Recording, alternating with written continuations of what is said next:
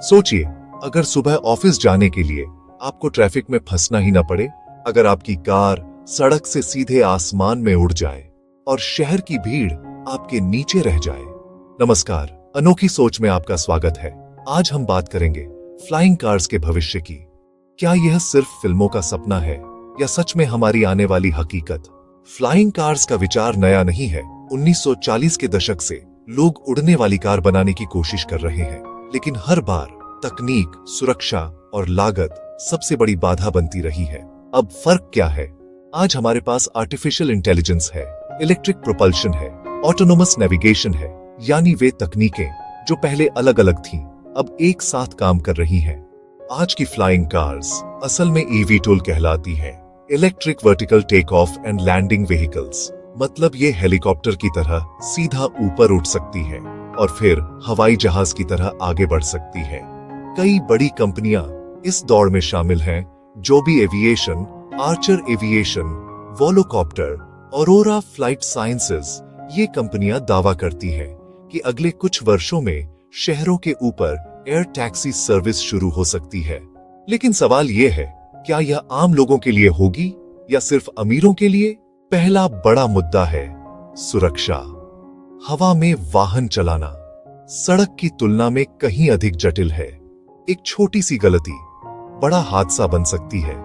इसीलिए flying cars में multiple backup systems लगाए जा रहे हैं।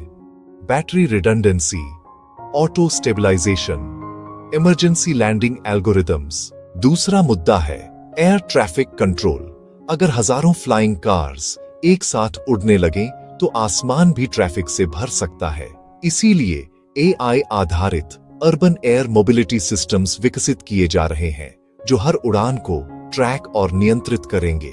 तीसरा बड़ा मुद्दा है battery technology. Electric flying vehicles को बहुत हल्की और अत्यधिक शक्तिशाली बैटरियों की आवश्यकता होती है।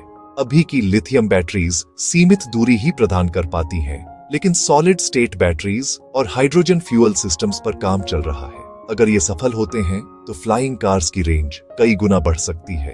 अब एक बड़ा सवाल, क्या हर व्यक्ति अपनी उड़ने वाली कार रख सकेगा? शायद नहीं, कम से कम शुरुआती दशकों में तो नहीं। फ्लाइंग कार्स पहले एयर टैक्सी मॉडल में आएंगी। जैसे आज उबर है, वैसे भविष्य में एयर उबर हो सकता है। आप ऐप खोलेंगे और कुछ ही मिनटों में एक एयर टैक्सी आपके रूफटॉप पर उतर सकती है। अब कल्पना कीजिए, दिल्ली, मुंबई, कराची या लाहौर जैसे शहरों में जहां ट्रैफिक रोज घंटों ले लेता है, अगर 1 घंटे का सफर सिर्फ 10 मिनट में पूरा हो जाए तो शहरों की संरचना बदल जाएगी।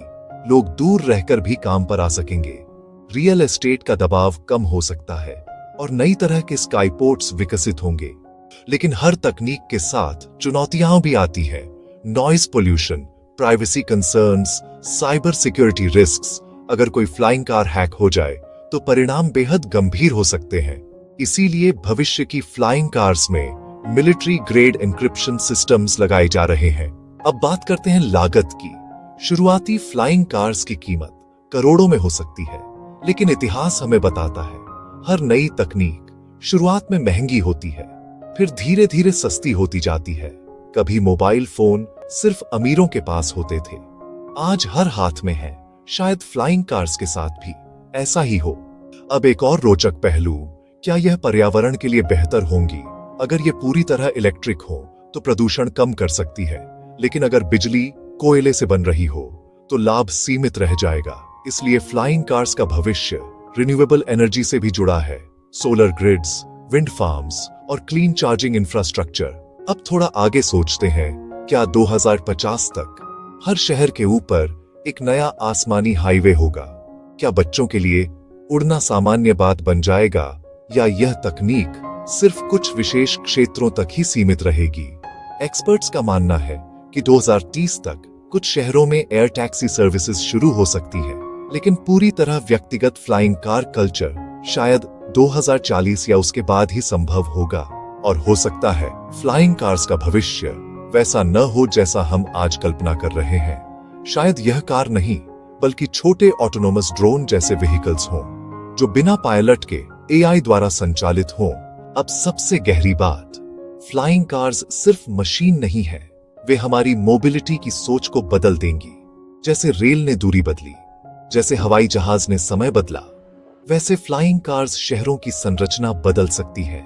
लेकिन सवाल वही है, क्या हम तैयार हैं?